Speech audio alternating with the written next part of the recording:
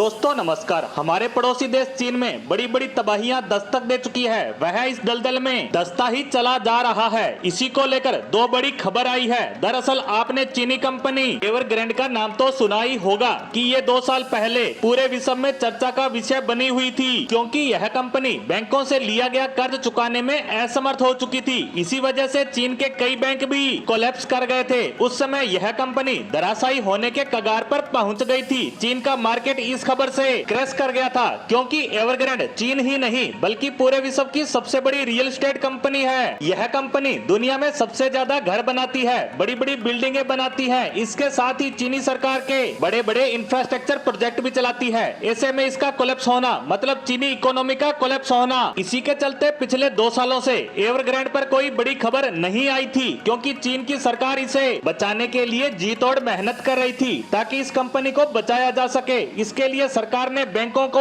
दबा के पैसा दिया ताकि वे बच जाएं और लोगों को लोन दें, ताकि चीनी जनता एवरग्रैंड के प्रोजेक्ट में पैसा लगाकर उसमें निवेश करे या अपने लिए घर खरीदे तो ये कंपनी बच जाएगी। इसी के चलते यह कंपनी अभी तक बची हुई थी, लेकिन अब खबर आई है कि एवरग्रैंड ने अपने आप को दिवालिया घोषित कर लिया है। इसका मतलब कि चीनी सरकार की सारी मेहनत पर पानी फिर गया है। इस खबर को एक तरफ जहां चीन की इकोनॉमी के लिए बड़ा डिजास्टर बताया जा रहा है, वहीं इसे चीन की इकोनॉमी की प्रतिष्ठा का पतन भी बताया जा रहा है। इस खबर के आने के कुछ ही घंटों में चीन का शेयर मार्केट गिर गया। इसके अलावा कई बड़े निवेशक भी चीन को छोड़कर चले गए। इसको लेकर चीन की इकोनॉमी पर होने वाला असर तो अभी आने वाले समय में ही पता चल पाएगा, लेकिन शुरुआती झटकों से ही चीन बुरी तरह से हिल गया है। लेकिन चीन के लिए बुरी खबर यहीं नहीं रुकती। एक और खबर आई है जो चीन जैसे देश के लिए बड़ा डिजास्टर है। दरअसल खबर आई है कि चीनी सरकार ने बेरोजगारी के आंकड़े जारी करना बंद कर दिया है। बताया गया है कि पिछले कुछ महीनों में, जिसको लेकर मैंने भी बताया था कि चीन में बेरोजगारी का आंकड़ा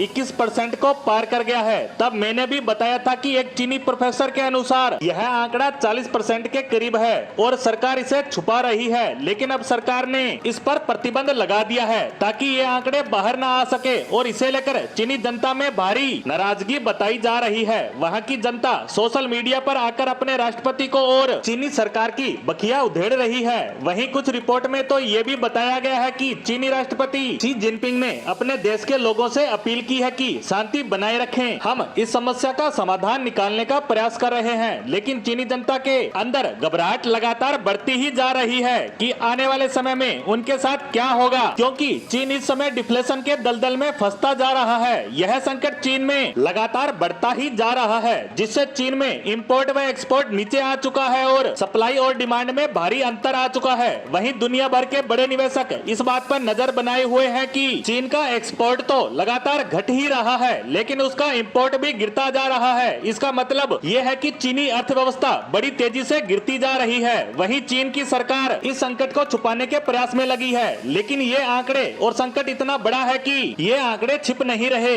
इसीलिए अब सरकार ने इन आंकड़ों को जारी करने पर पूरी तरह से प्रतिबंध ही लगा दिया, क्योंकि ये आंकड़े सरकार की पोल तो खोल ही रहे हैं। साथ ही इनके सामने आने से जनता में भय बढ़ता जाएगा। साथ ही बड़े बड़े एक्सपर्ट जो इन आंकड़ों पर नजर बनाए रखते हैं, जो इन्हें देखकर देश के आने वाले समय में हालात क्या रहेंगे बता देते हैं। तो सरकार ये कतई नहीं चाहती कि ये एक्सपर्ट इन आंकड़ों को देखकर देश के हालात के बारे में बताए, जिससे देशी और विदेशी निवेशक तो बाजार से दूर होंगे ही, साथ ही बड़ी बड़ी कंपनियां अनएम्प्लॉयमेंट पर जोर देगी ताकि उनके हालात न बिगड़े। लेकिन इन सबके बीच भारत के लिए यह समय गोल्डन अपॉर्चुनिटी के रूप में देखा जा रहा है। वह चीन के इन हालातों के बीच अपने आप को साबित कर सकता है कि हम आने वाले समय की सुपर पावर हैं और आप बिना किसी जोखिम के हमारा निवेश कर सकते हैं। इसी के साथ हमारी आज की पोस्ट को यहीं समाप्त करते हैं। धन्यवाद।